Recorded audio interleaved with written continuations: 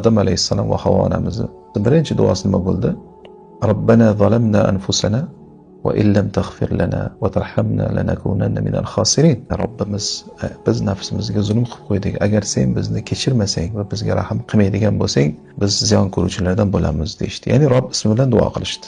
Musa alayhissalomning duosini eslasak, Robbi inni lima anzalta ilayya min khayrin faqir. Ey Robbim, men sendan keladigan yaxshiliklarga faqirman dedi. Robb ismi bilan duo qildi. Va Alloh taolo o'sha solih bandalarini, avvalgi o'tgan solih bandalarini misol keltirganda ham ayni ularning duosiga e'tibor bersak, Robb ismi bilan duo qilingan. Robbana ighfir lana va li ikhwanina allazina sabaquna bil iman va la taj'al fi qulubina ghillan lil ladzina amanu robbana innaka ra'ufur rahim. Robbimiz bizani kechirgin va bizani avvalgi o'tgan, bizdan avvalgi yaxshiliklarda o'zib ketgan birodarlarimizni gunohlarini kechirgin va bizani qalbimizda mo'min bandalaringga nisbatan g'illag'ashlik solib qo'ymagin.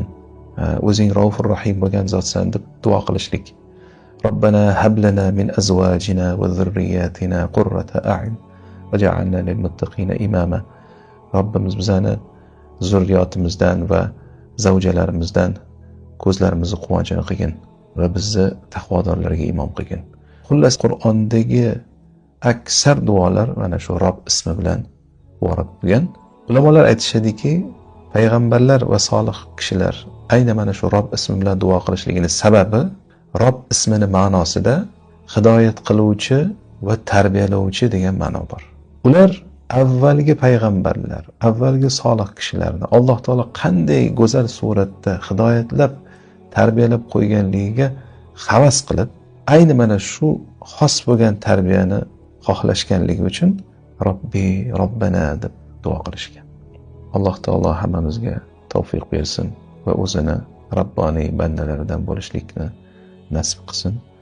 Va sallallohu ta'ala ala khayri xalqihi Muhammad va ala alihi va ashabihi ajma'in.